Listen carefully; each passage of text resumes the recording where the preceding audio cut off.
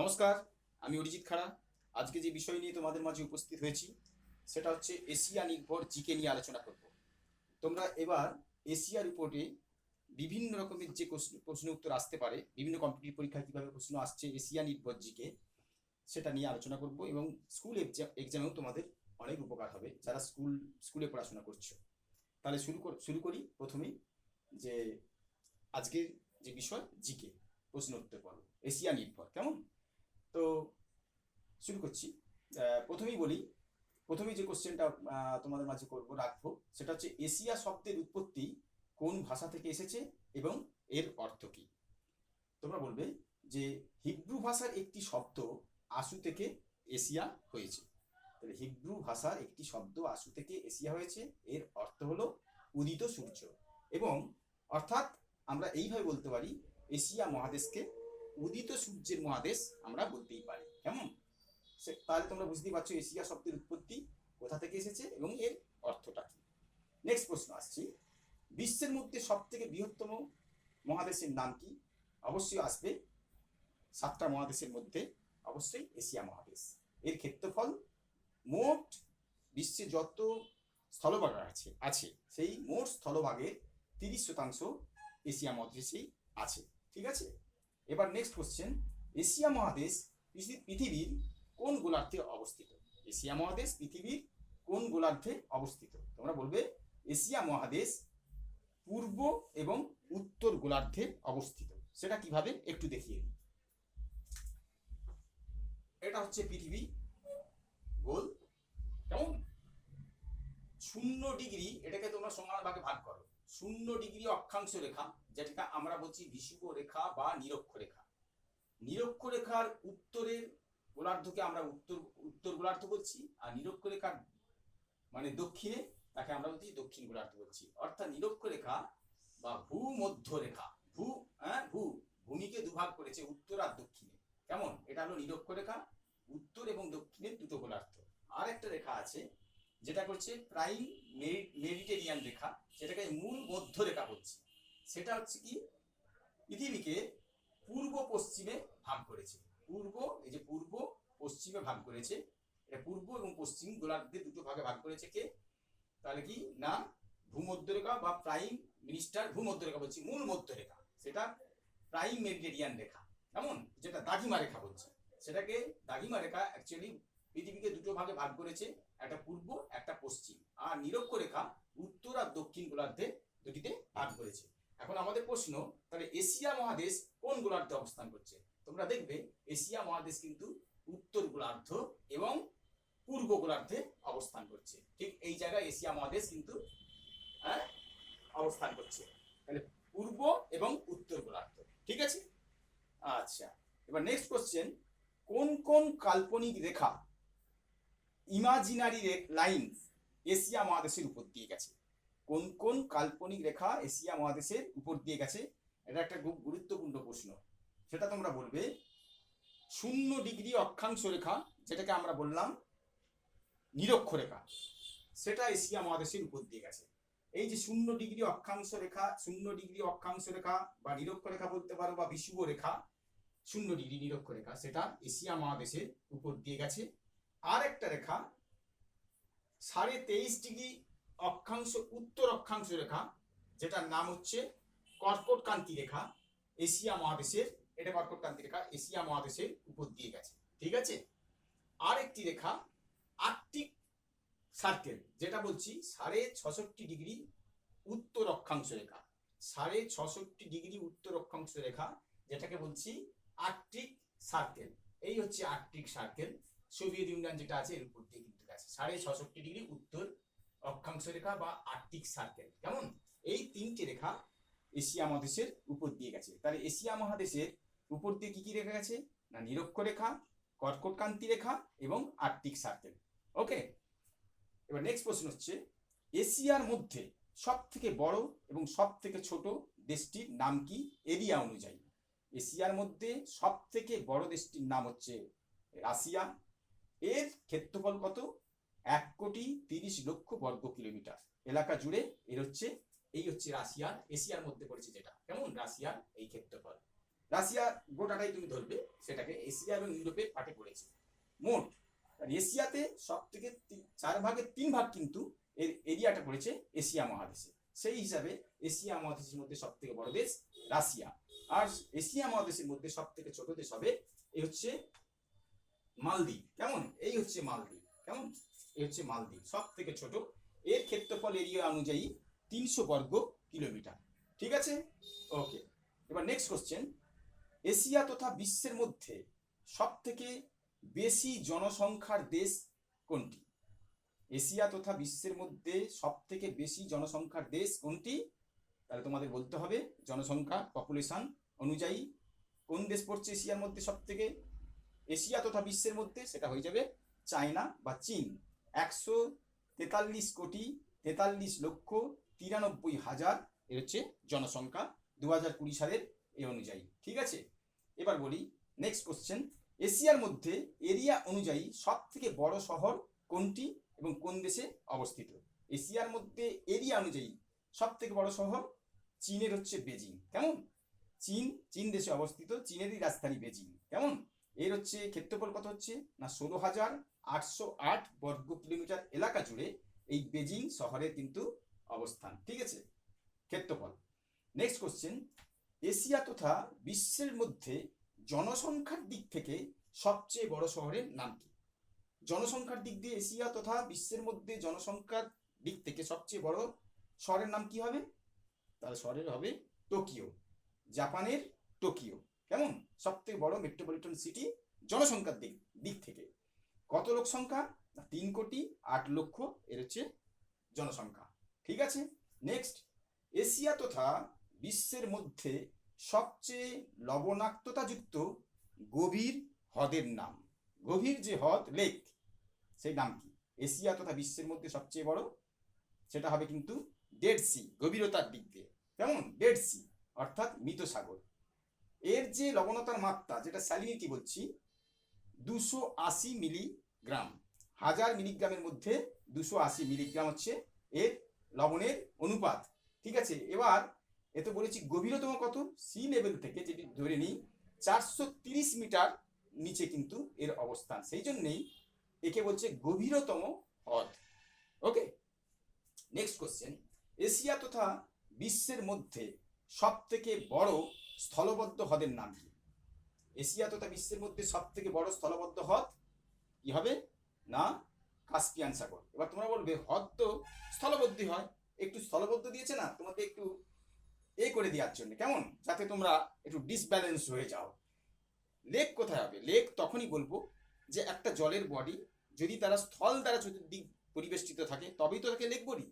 সেই অর্থে এখানে কিন্তু স্থলবদ্ধ কথাটা না দিলেও চলতো, কিন্তু দিয়েছে। কেমন? এশিয়া তথা বিশ্বের মধ্যে সব থেকে বড় স্থলবদ্ধ দেশের নাম কাস্পিয়ান সাগর। ঠিক আছে, এই যে এই কাস্পিয়ান সাগর, এটা হচ্ছে কাস্পিয়ান সাগর। ঠিক আছে, আচ্ছা নেক্সট কোশ্চেন, কোন কোন দেশ কাস্পিয়ান সাগরের উপকূল সীমায় অবস্থান করছে? গুরুত্বপূর্ণ প্রশ্ন। কোন কোন দেশ কাস্পিয়ান সাগরের, এই যে তোমরা কাস্পিয়ান সাগর দেখতে পাচ্ছ, কাস্পিয়ান সাগরের মানে সীমায় অবস্থান করছে কোন কোন দেশ? মোট 5টি দেশ। এখানে তোমরা খেয়াল রাখবে কি কি আছে না, তোমরা বলবে যে Russia, Turkmenistan, Kazakhstan, Russia, Turkmenistan, Kazakhstan, Iran এবং আজারবাইজান। দেখো এই হচ্ছে সাদা অংশটা কিন্তু রাশিয়া, এই দেখো কাজাকস্তান, এটা হচ্ছে তুর্কমেনিস্তান হলুদের অংশ, এটা হচ্ছে ইরান, আর এটা হচ্ছে আজারবাইজান। তাহলে এই 5টি দেশ কাস্পিয়ান সাগরের জলসীমায় অবস্থান করছে বা কাস্পিয়ান সাগরকে ঘিরে রয়েছে। ঠিক আছে, ওকে। নেক্সট, কোন কোন দেশ কাস্পিয়ান সাগরের উপকূল সীমায় বললাম। এবার হচ্ছে এশিয়া তথা বিশ্বের মধ্যে সব থেকে বড় উপদ্বীপের নাম কি? বড় উপদ্বীপ অর্থাৎ প্যানিনসুলা। সব থেকে এশিয়া তথা বিশ্বের মধ্যে সব থেকে বড় উপদ্বীপের নাম কি এবং ওই প্যানিনসুলাতে বা উপদ্বীপে কটি দেশের অবস্থান? কটি দেশ নিয়ে যে বিশ্বের, এশিয়া তথা বিশ্বের মধ্যে যে বড় উপদ্বীপের নাম বললাম সেটা কটি দেশ নিয়ে গঠিত? আগে আসি, তাহলে এশিয়া তথা বিশ্বের মধ্যে সব থেকে বড় উপদ্বীপের নাম কি, প্যানিনসুলার নাম কি? সেটা হবে আরবিয়ান প্যানিনসুলা বা আরবিয়ান উপদ্বীপ। এর এর এরিয়াটা কত আছে? 32 লক্ষ বর্গ কিলোমিটার এলাকা জুড়ে এই আরবিয়ান পেনিনসুলা অবস্থান। ঠিক আছে, মূলত এতে এই আরবিয়ান হচ্ছে পেনিনসুলাতে বা আরবিয়ান উপদ্বীপে মূলত মুখ্য 7টা দেশ কিন্তু অবস্থান করছে। সেই 7টা দেশ কি? ওমান, ইয়েমেন, কুয়েত, বাহরিন, কাতার, ইউএই ইউনাইটেড আরব আমিরশাহী এবং সৌদি আরব। কেমন? এ দেখে নাও আরবিয়ান পেনিনসুলা, এটাকে যেটাকে বলছি এই হচ্ছে আরবিয়ান পেনিনসুলা, তাই তো? এইটা পেনিনসুলা তখনই বলবো, কাকে বলবো না 3 দিক দিয়ে সাগর দিয়ে ঘেরা আর মূল যে ভূখণ্ডের সঙ্গে যুক্ত থাকবে তাকে কিন্তু আমরা পেনিনসুলা বলি। তাই কোন কোন দেশ আছে দেখো, ইয়েমেন আছে, ওমান আছে, সংযুক্ত আরব আমিরশাহী, বাহারিন, কেমন, কাতার আর কুয়েত, অবশ্যই সৌদি আরব। আর এর সঙ্গে খানিকটা অংশ, দুটো অংশ আছে দুটো দেশে, ইরাক এবং জর্ডন, একটা পার্ট। ঠিক আছে, ওকে, তোমরা বুঝতে পারলে। এইবারে নেক্সট কোশ্চেন আসবে, যে নেক্সট কোশ্চেন, ককেশাস মাউন্টেন বা ককেশাস পর্বতশ্রেণী অঞ্চলে মোট কটি দেশ অবস্থান করছে ও কি কি? ককেশাস মাউন্টেন কোথায় আছে? ককেশাস মাউন্টেন যেটা বলছি সেটা, তাহলে ককেশাস মাউন্টেনে বা ককেশীয় যে 3টি দেশ আছে তার নাম কি? এইভাবে কোশ্চেনটা এসে যায়। সেটা বলবে আজারবাইজান, আর্মেনিয়া আর জর্জিয়া, এই 3টি দেশ ককেশীয় দেশ। তাহলে কি বললাম? এই আজারবাইজান, জর্জিয়া আর এই আর্মেনিয়া, এখানে ককেশাস পর্বতশ্রেণী অবস্থান করছে। এই জন্য এই ককেশীয় এই দেশ বলা হয় এই 3টি দেশকে। ঠিক আছে, ওকে। এবার আসি নেক্সট কোশ্চেন, যে এশিয়া তথা বিশ্বের মধ্যে কোন অঞ্চলে প্রথম কৃষিকাজ শুরু হয়েছিল? গুরুত্বপূর্ণ প্রশ্ন। এশিয়া তথা বিশ্বের মধ্যে প্রথম কোন অঞ্চলে কৃষিকাজ শুরু হয়েছিল? সেটা তোমরা বলবে যে বর্তমান পাকিস্তানে অবস্থিত কিরথর এবং সুলেমান পাহাড়ের মাঝের অঞ্চলে বা মাঝের অংশে। কি বললাম? বর্তমান যে পাকিস্তান আছে তার কিরথর এবং সুলেমান যে পাহাড় আছে, সেই দুটি পাহাড়ের মাঝে প্রথম কিন্তু কৃষিকাজটা শুরু হয়েছিল, আজ থেকে 7,000 বছর আগে। ঠিক আছে, তাহলে পাকিস্তানে এই এলাকাটা কেমন, এখানে শুরু হয়েছিল। ওকে, নেক্সট কোশ্চেন, বর্তমান আফগানিস্তান ও পাকিস্তান সীমায় কোন পর্বতশ্রেণী অবস্থান করছে? কোশ্চেনটা কি হবে? আফগানিস্তান এবং পাকিস্তান সীমায় কোন পর্বতশ্রেণী আছে বা অবস্থান করছে? সেখানে উত্তর হবে হিন্দুকুশ পর্বতশ্রেণী। দেখো আফগানিস্তান, এই হচ্ছে আফগানিস্তান, হিন্দুকুশ পর্বতশ্রেণীটা বোর্ডারে কিন্তু হচ্ছে পাকিস্তান আর আফগানিস্তানের যে বোর্ডার, এটা হিন্দুকুশ পর্বতশ্রেণী ঠিক এইভাবে কিন্তু চলে গেছে। তাহলে আফগানিস্তান পাকিস্তানের মাঝে কোন পর্বতশ্রেণী? না হিন্দুকুশ পর্বতশ্রেণী অবস্থান করছে। ঠিক আছে, এবার ইকুয়েটর বা বিষুবরেখা বা নিরক্ষরেখা এশিয়া মহাদেশের কোন দুটি দেশের উপর দিয়ে গেছে? এটা কিন্তু খুব একটা বেশ ভালো কোশ্চেন, অনেক কম্পিটিটিভ পরীক্ষা আমি দেখেছি। এখানে হচ্ছে নিরক্ষরেখা বা বিষুবরেখা বা যেটাকে বলছি ইকুয়েটর রেখা, ইকুয়েটর লাইন, এশিয়া মহাদেশের কোন দুটি দেশের উপর দিয়ে গেছে? সেখানে তোমাদেরকে বলতে হবে মালদ্বীপ এবং ইন্দোনেশিয়া। এ দেখো মালদ্বীপ, এই ইকুয়েটর রেখাটা মালদ্বীপ, এই যে এটা হচ্ছে ইকুয়েটর রেখা, যেটাকে আমরা বলছি 0 ডিগ্রি অক্ষাংশ রেখা বা নিরক্ষরেখা, কেমন 0 ডিগ্রি নিরক্ষরেখা যেটাকে বলছি। এই ইকুয়েটর রেখা মালদ্বীপের দক্ষিণ অংশ দিয়ে গেছে, আবার মালদ্বীপের দক্ষিণ অংশ দিয়ে উপর দিয়ে গেছে, এবং ইন্দোনেশিয়ার অনেকগুলো দ্বীপ আছে, বড় বড় দ্বীপ, তার মধ্যে সুমাত্রা, বর্নিও, সুলেবাসী দ্বীপের উপর দিয়ে কিন্তু এটা কিন্তু আমাদের গেছে। অর্থাৎ আমরা ধরতে পারি মালদ্বীপ এবং ইন্দোনেশিয়া এই দুটি দেশের উপর দিয়ে কি বলবো নিরক্ষরেখা চলে গেছে। ঠিক আছে, নেক্সট, এবার হচ্ছে এশিয়া মহাদেশকে কয়টি মহাসাগর, কেমন, এশিয়া মহাদেশকে কয়টি মহাসাগর ঘিরে আছে এবং তাদের নাম কি? এখানে একটু এসো। এশিয়া মহাদেশকে মোট 3টি মহাসাগর, যে ওশান বলছি, ঘিরে রয়েছে।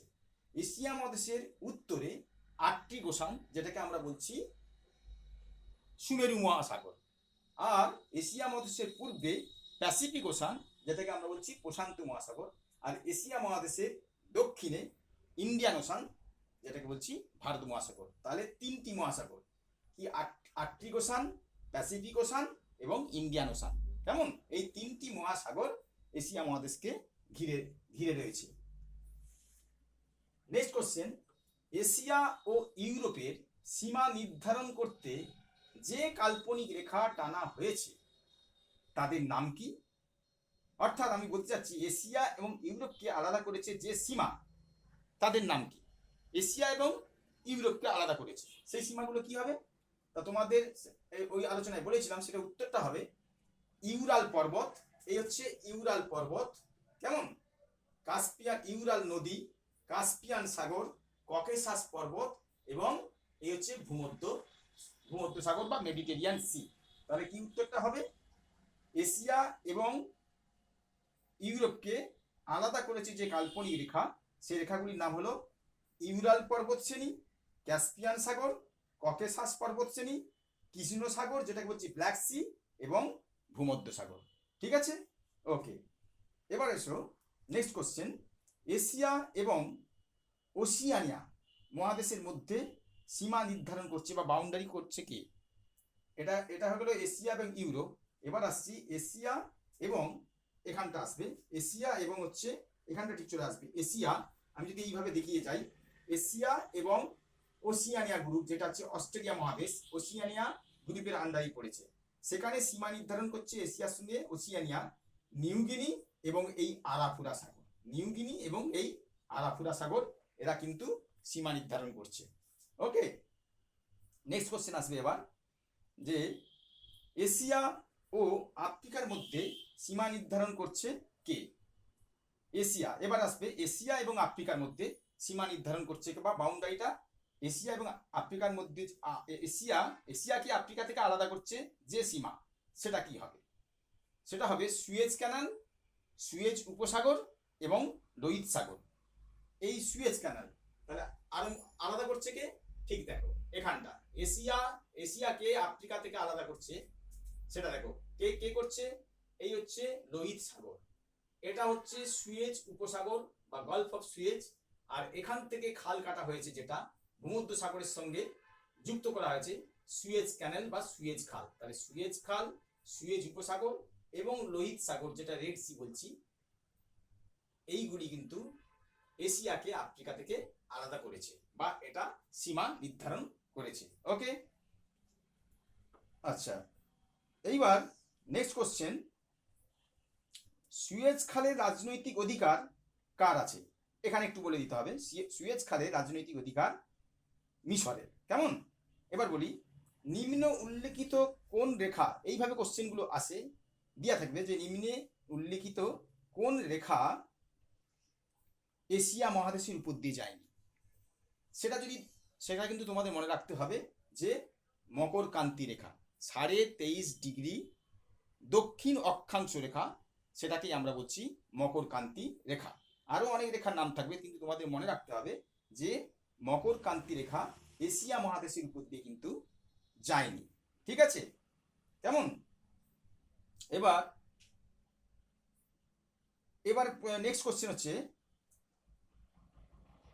ক্রেটার অফ দ্য সিভিলাইজেশন বা মানব সভ্যতার স্রষ্টা কোন মহাদেশকে আমরা বলবো বা বলা হয়? ক্রেটার অফ দ্য সিভিলাইজেশন বা মানব সভ্যতার স্রষ্টা কোন মহাদেশকে বলা হয়? সেটার উত্তর হবে এশিয়া। কেমন, তার কারণ কি?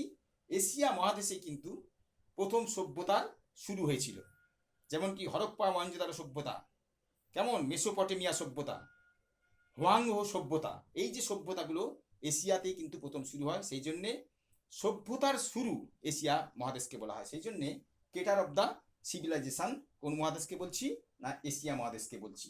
কেমন, এশিয়া মহাদেশে নেক্সট কোশ্চেন আসছি, এশিয়া মহাদেশে যে 3টি সভ্যতার বিকাশ ঘটেছিল তাদের নাম কি? আবার এইভাবে প্রশ্ন আসতে পারে, তাহলে তোমরা এইভাবে বলবে, মেসোপটেমিয়া সভ্যতা, হরপ্পা মহেঞ্জোদারো সভ্যতা এবং হোয়াংহো সভ্যতা।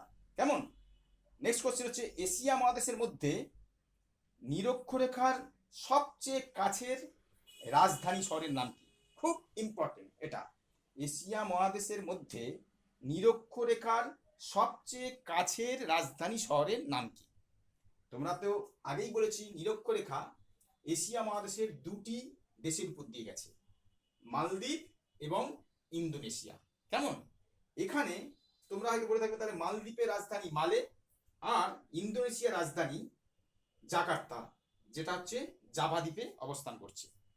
এখানে খুবই বুদ্ধিমত্তার কোশ্চেন। তোমরা যদি দেখো যে যে রেখাটি এশিয়া মহাদেশের দুটি দেশের উপর দিয়ে গেছে, মালদ্বীপ এবং ইন্দোনেশিয়া, তাহলে তোমরা ধরে নিবে তাহলে এই দুটি দেশের রাজধানী শহর, তাহলে এই দুটি দেশের মধ্যে কেউ হবে রাজধানী, হয় জাকার্তা নাহলে মালে। কিন্তু না, কারণ কি, মালে যে নিরক্ষরেখা গেছে, নিরক্ষরেখা থেকে মালের যে দূরত্ব, মালদ্বীপের রাজধানী মালে অনেকটাই উত্তরে আছে, অনেকটাই দূরত্ব। আবার আমাদের যে ইন্দোনেশিয়ার যে নিরক্ষরেখাটা গেছে সেটা সুমাত্রা, বর্নিও এবং সুলেবাসী দ্বীপের উপর দিয়ে গেছে। আবার ইন্দোনেশিয়ার রাজধানী পড়েছে জাকার্তা, সেটা পড়েছে কি জাভা দ্বীপে। তাহলে কি নিরক্ষরেখা থেকে জাকার্তার দূরত্ব আরো অনেক দক্ষিণে। সেই জন্যেই নিরক্ষরেখার সবচেয়ে কাছের যে রাজধানী শহর সেটা কিন্তু হয়ে যাবে সিঙ্গাপুর। ঠিক আছে, অর্থাৎ সিঙ্গাপুরের রাজধানী সিঙ্গাপুর। ওকে, এটা কিন্তু তোমরা মনে রাখবে। এশিয়া মহাদেশের মধ্যে নিরক্ষরেখার সবচেয়ে কাছের রাজধানী শহরের নাম কিন্তু সিঙ্গাপুর। ঠিক আছে, আজ এই পর্যন্ত, আবার দেখা হচ্ছে নেক্সট ভিডিওয়ে। শেষ করার আগে তোমাদেরকে অবশ্যই বলবো যে তোমরা কি ধরনের কোশ্চেন বা উত্তর চাচ্ছ বা কি ধরনের টপিক তোমরা চাচ্ছ সেটা কিন্তু আমাকে কমেন্ট করে জানালে ভালো লাগবে, এবং আমি সেই মতো তোমাদেরকে আমি সেই মতো উপস্থাপনা করতে পারবো সেই বিষয়টা নিয়ে। আর শেষ করার আগে অবশ্যই তোমাদেরকে বলবো যে তোমাদের যদি ভালো লেগে থাকে অবশ্যই ভিডিওটাকে শেয়ার এবং লাইক করবে এবং আমার চ্যানেলটিকে সাবস্ক্রাইব করবে। ঠিক আছে, ওকে, আবার দেখা হচ্ছে পরের ভিডিও। নমস্কার।